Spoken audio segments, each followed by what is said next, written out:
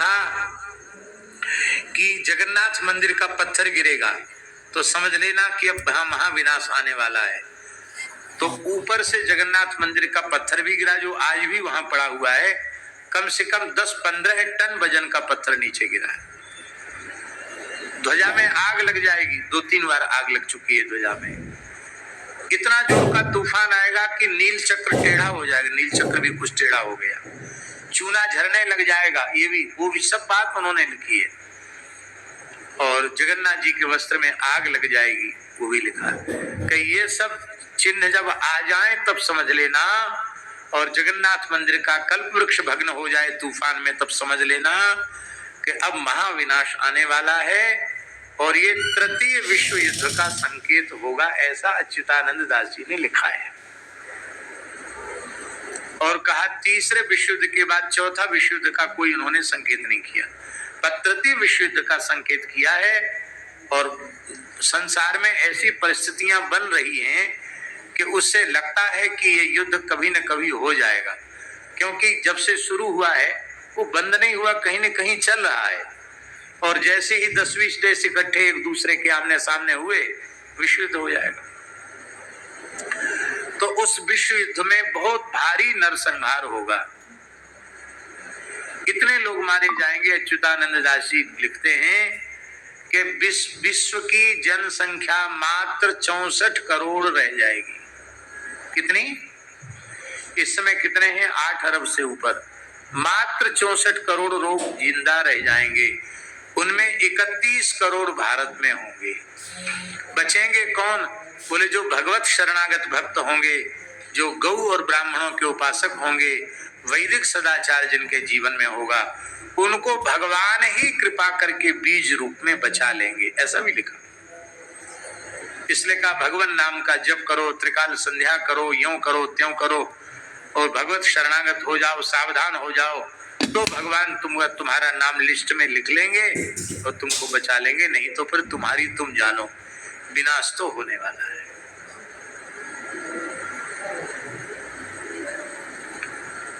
और उन्होंने भी ये बात लिखी है कि मरु और देवापी को भगवान इस धरती का शासन सौंप देंगे। अब इसमें थोड़ा सा अंतर यह आ रहा है कि कलयुग के आखिरी चरण में भगवान का अवतार होना है और मरु देवापी तभी आने हैं, ऐसा ही हमारे पुराणों में लिखा है। तो ये कैसे होगा, इस संबंध में भी उन्होंने प्रश्न भी किया है अपने मूल ग्रंथ में और उसका समाधान भी किया है कि जितना अधिक पाप बढ़ेगा तेजी से, उतनी अधिक कलयुग की आयु नष्ट होगी। और सोमवती अमावस्या, सूर्य ग्रहण, चंद्र ग्रहण आदि से कलयुग की आयु कम होगी। कम होते होते इतनी कम हो जाएगी कि इस तृतीय विश्व के युद्ध के बाद भगवान कल्कि का प्रभाव दिखाई पड़ेगा और 1000 वर्ष के लिए कम से कम फिर से समय बदल जाएगा, ऐसा। और श्री सूरदास जी ने भी एक पद में इस प्रकार की बात लिखी है, वो पूरा पद हमें याद नहीं है, कहीं लिखा तो था लेकिन भूल गए, शायद सीता शरण जी के पास होगा तो पता नहीं। रेमन धीरज क्यों न धरे,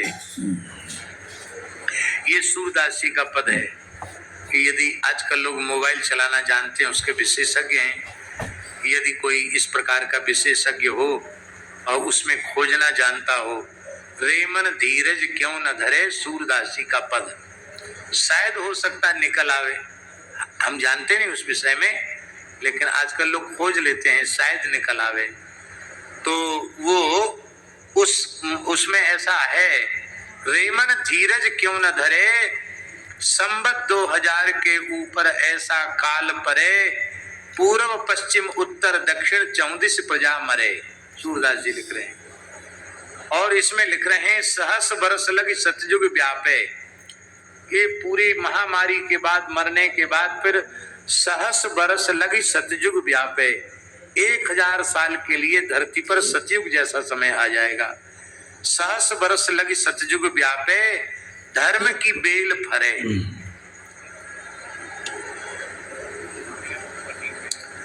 धर्म की बेल फलित हो जाएगी। और सूरदास यह हरि की लीला, तारे ना ही तरे, रेमन धीरज क्यों न धरे।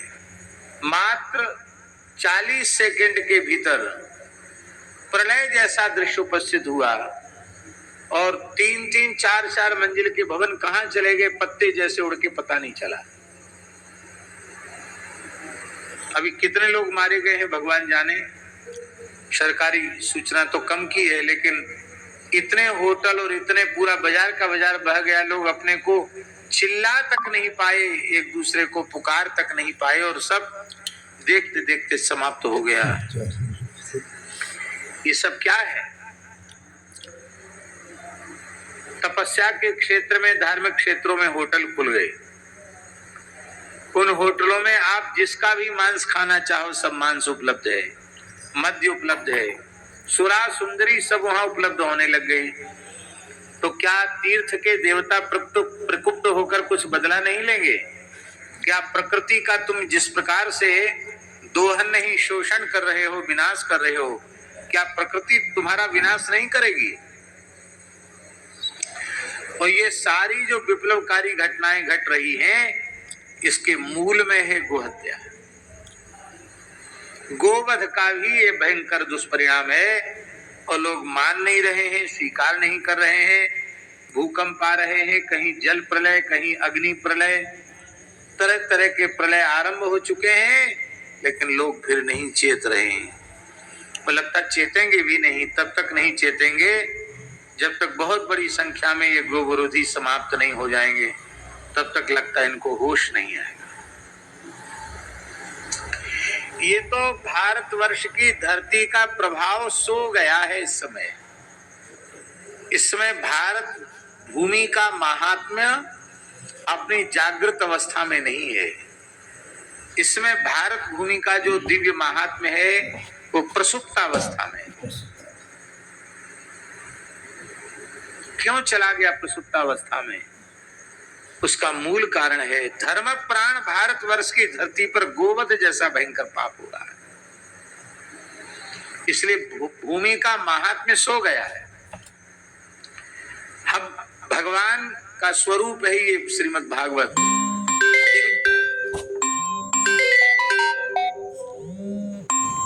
सत्य बात है, मलोक पीठाधीश्वर सब सत्य कह रहे हैं कि इस समय सबसे बड़ा पाप जो है गौ माता का पाप है, और दूसरा जो है पाप जो है कुछ लड़का लड़कियों का भी पाप है। जो माता पिता अपने बच्चों को या लड़का लड़कियों को अच्छे संस्कार नहीं देते हैं, उनका भी पाप है। ये दो पापों की वजह से ये तीसरा विश्व युद्ध होने वाला है। और थोड़ा एक चीज़ और है, मानवता नहीं रह गई है। ना कोई सत्य बोल रहा है, ना कोई न्याय पर चल रहा है, ना कोई धर्म का पालन कर रहा है, ना कोई माता पिता की सेवा कर रहा है, ना कोई साधु संतों का जो है सेवा कर रहा है, ना गुरुजनों की सेवा कर रहा है, ना जो अपने माता पिता की सेवा कर रहा है। यही सभी कारणों से जो है ये तीसरा विश्व युद्ध होने वाला है। और इसको मैंने स्पष्ट देखा है, समाधि में देखा है। अभी मुश्किल से एक बरस के लगभग हो गए मुझे ये समाधि में देखे हुए। ये सब जितने सिद्धों ने कहा सब 100% सत्य है। अच्युतानंद जी की भविष्यवाणी वो भी सत्य है, नास्ते दमस की वाणी वो भी सत्य है, सूरदास जी की जो वाणी अभी मलोक पीठाधीश्वर ने कहा वो भी सत्य है। हमारे गुरुदेव परमहंस श्री राम मंगल दास जी की जो भविष्यवाणी है, उन्होंने भी कहा मीलों पर चिराग दिखाई देगी, कोई खेती जोतने वाला नहीं मिलेगा, भारत अखंड हो जाएगा, पूरे विश्व को भारत एक गुरु के रूप में प्रतिष्ठित होगा। इस तरह से भारत की स्थापना होगी। हमारे गुरुदेव परमहंस श्री गंगा रामदास जी कहते थे कि पूरी दुनिया विनाश के कगार में खड़ी है, कगार फटने की देरी है। जो गेहूँ कीली के सहारे रहेगा, जो लोग जो है भगवान के सहारे रहेंगे, सद्गुरु के सहारे रहेंगे, उसकी रक्षा भगवान करेंगे। बाकी सब उसी जो है माने बह जाएंगे। इसलिए यदि आप लोग अपने बच्चों को और स्वयं जो है इस महाविनाश से बचाना चाहते हो, तो उसका एक ही उपाय है, आकर के किसी अच्छे महात्मा से गुरु मंत्र ले करके राम नाम का जाप करो, कोई अच्छे महात्मा के सानिध्य में रहो। और हम जो हर महीना जो भंडारा करते हैं उसमें आप लोग सहयोग करते रहें और साधु संतों की सेवा करें। जो महात्मा तपस्वी हो, ये राम नाम का जाप करता हो और 2-2, 3-3 घंटा की समाधि लगाता हो, समाधि ना भी लगाता हो 2 घंटा 4 घंटा माला फेरता हो, ऐसे संतों की सेवा करो, उनको दान पुण्य करो। तो इससे क्या है कि उन संतों के पुण्य के बल से आपकी रक्षा, आपके परिवार की रक्षा हो सकती है। लेकिन वो उतने ही लोगों की रक्षा होगी जितने लोग जो है साधु संतों को मानेंगे, दान धर्म में विश्वास रखेंगे और थोड़ा हनुमान चालीसा या बजरंग बाण का पाठ करेंगे। लेकिन बजरंग बाण का पाठ इसलिए सब लोग नहीं कर सकते क्योंकि बहुत से उसमें शब्द ऐसे हैं कि जो है माने शुद्ध उच्चारण कर ही नहीं सकते।